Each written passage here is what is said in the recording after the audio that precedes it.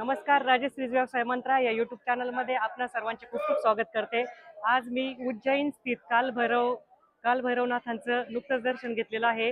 आपण पाहू शकता मंदिराचा परिसर अतिशय जागृत असे हे कालभैरवाचं मंदिर आहे.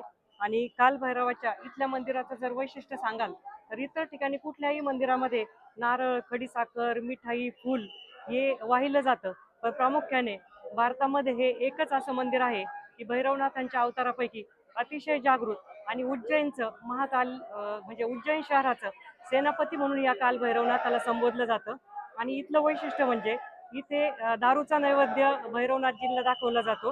हे आगळं वेगळं वैशिष्ट्य आहे. त्याचं कारणही तसंच आहे की मनुष्य प्रवृत्तीनुसार ज्या गोष्टीला उच्च भोग मानला जातो तिथंच याचा त्याग केला जातो, असं इथं आख्यायिका सांगितली जाते.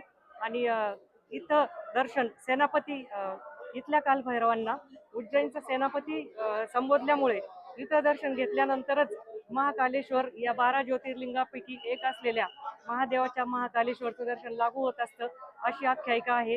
तर इथं आम्ही जवळपास 2 तास उभं राहून लाईन इथे दर्शन घेतलं. हे धागे जे बांधलेले दिसत आहे तर नवस करून बोललेले धागे इथे बांधले जातात. आणि अतिशय वेगळा आगळा भव्य असा दिव्य अनुभूतीचा हा दर्शनाचा लाभ आम्ही घेतला. आपणही येऊ शकता. जवळपास महाकालेश्वर पासून 4.5 ते 5 किलोमीटर अंतर या कालभैरवाचं आहे.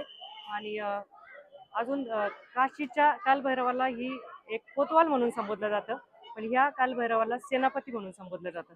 अशीच नवनवीन माहिती मिळवण्यासाठी राजश्रीज व्यवसाय मंत्रा या यूट्यूब चॅनलला लाईक आणि सबस्क्राईब करा. धन्यवाद.